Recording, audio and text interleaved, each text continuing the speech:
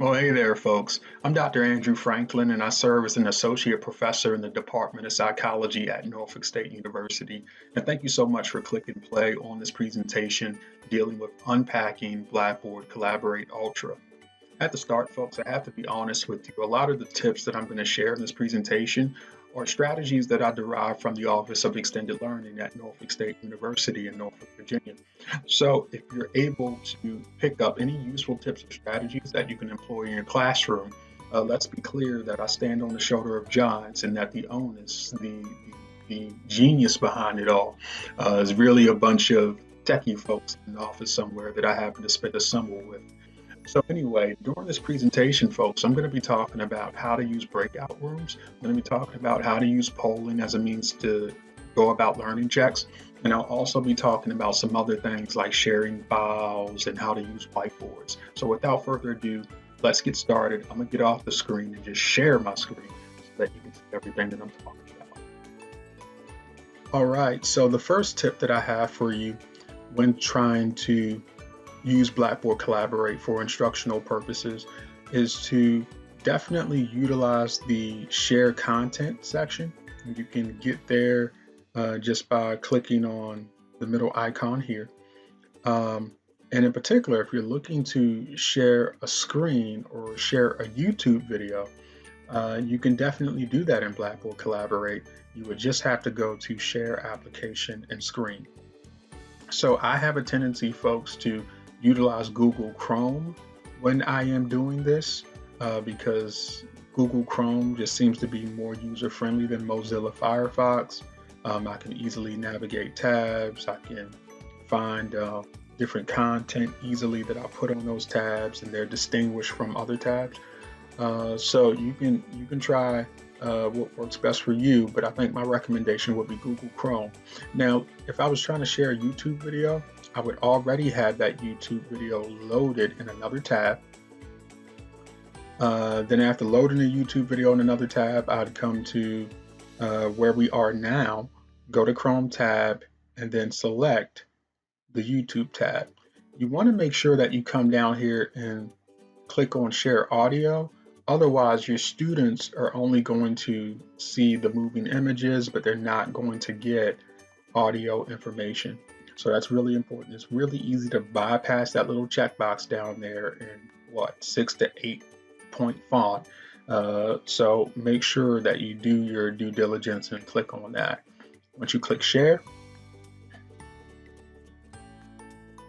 Blackboard Collaborate will take you to the tab that you're sharing. Notice at the top there's a stop button just in case you wanted to stop sharing. So you can control everything from here. And then in terms of playing the video, and then when you want to stop sharing, just click there, or you can go back to Blackboard Collaborate and you will see your particular YouTube video loaded. Okay. In order to play said video, though, you'll have to make sure that you go to the YouTube tab where it is originally presented.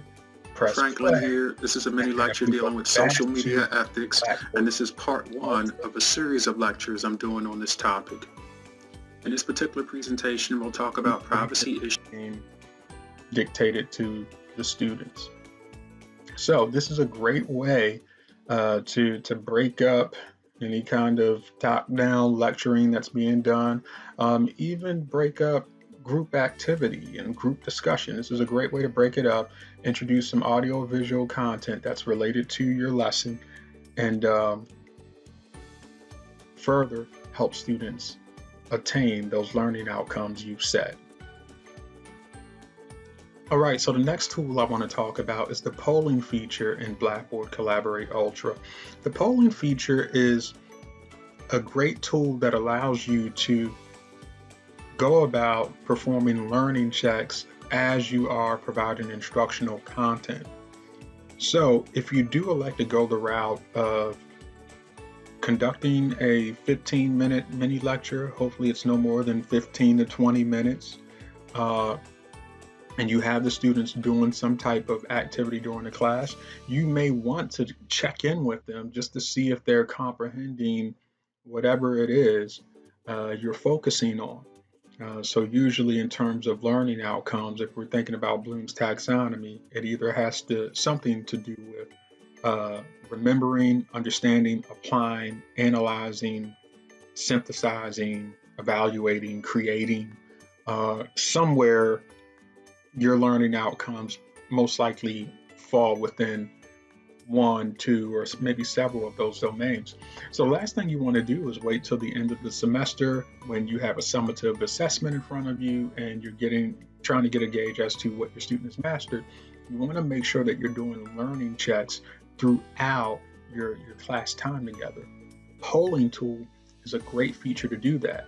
You have an opportunity to ask dichotomous questions,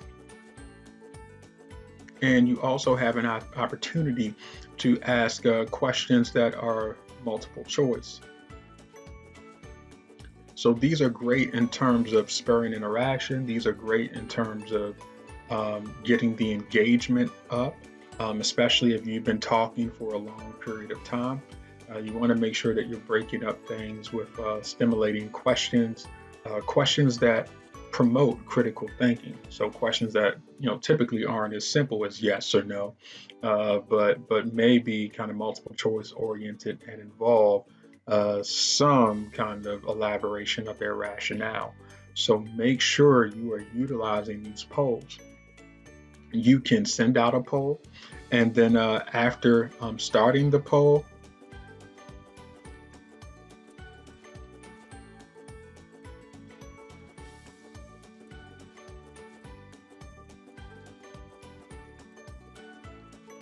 okay, you can send out a poll, and then after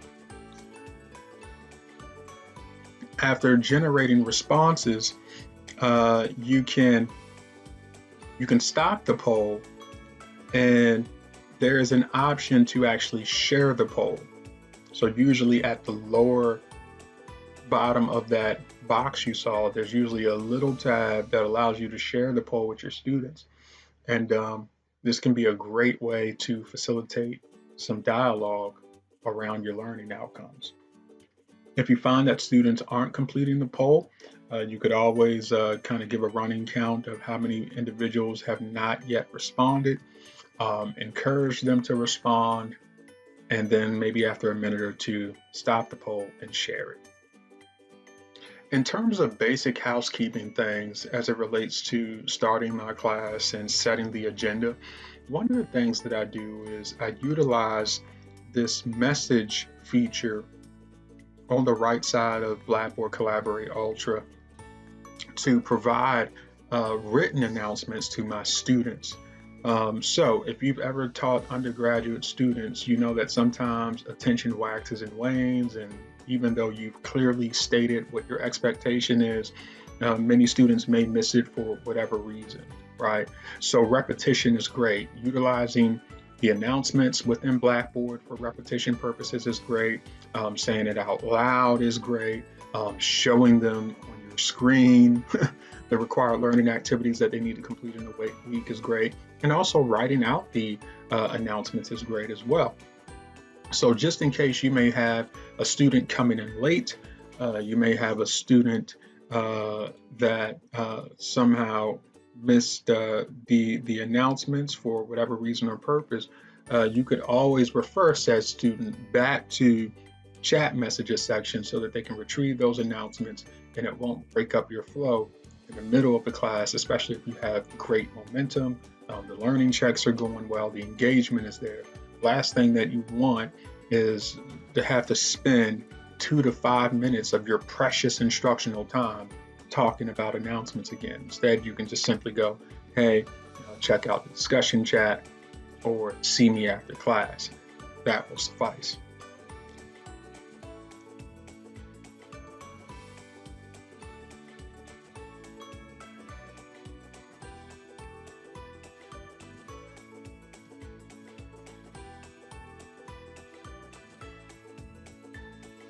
Okay, that will never be an announcement that rolls out in your class, but you get the drift. So this particular tip is for individuals that are teaching courses that involve mathematics. Oftentimes, these instructors will elect to use the blank whiteboard that you can access via this third icon from the left here, this tools function. So if you go to share blank whiteboard, you'll be able to pull that up and you'll have a blank whiteboard that's pretty much commensurate with what you would have in a face-to-face setting. Up at the top, you got pointers, you got a pencil, you got shapes, you got text, you got an eraser, and it's pretty good. I would say that this is definitely something that you can utilize for simple calculations. Right now, I'm utilizing a mouse pad to navigate the cursor, so I'm having to be really, really precise. Now, when you're in the midst of teaching a class and you're facilitating discussion, you're trying to get through calculations, you want to, make sure that you're expending your cognitive bandwidth, so to speak, to your students, and not on necessarily trying to get the cursor so precise and spot on so that your writing can be comprehensive. Given that, I would say that while this whiteboard is great, there's definitely the drawback that sometimes writing may not be very comprehensive, and you can't do extensive or elaborate calculations within this particular tool. With that being said, one of the things, folks, that I oftentimes utilize in my statistics course is the Blackboard app. The Blackboard app is an app that you can download through your Apple Store. I happen to have an Apple iPad and I've downloaded this app. And after doing so, I created 2 accounts. I created one account in which I could basically create a whiteboard setup. Okay, it's something that I'll do my workout on. And I created another account in which I could share the whiteboard with myself. Okay, and being able to share the whiteboard with myself is critical because upon doing so, I can pull up that whiteboard on any technological device that has internet access. In particular, I could pull it up in a new tab within any kind of work that I'm doing in Chrome or in Firefox.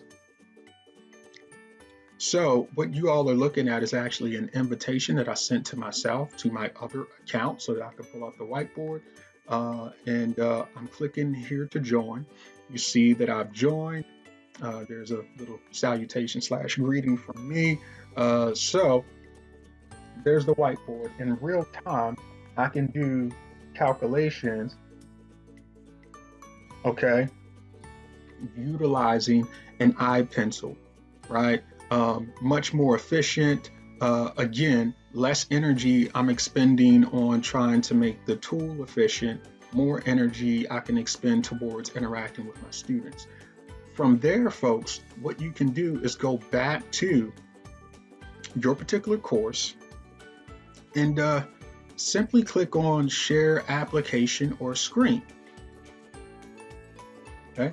Once you click on Share Application or Screen, you should get a box that resembles this. Go over to Chrome tab, and then under Chrome tab, simply select your Blackboard. Okay. So essentially, you're sharing your Blackboard with yourself, and then you're sharing the version of the Blackboard you're sharing with yourself with your students. Okay, let's go back into Blackboard Collaborate. Voila!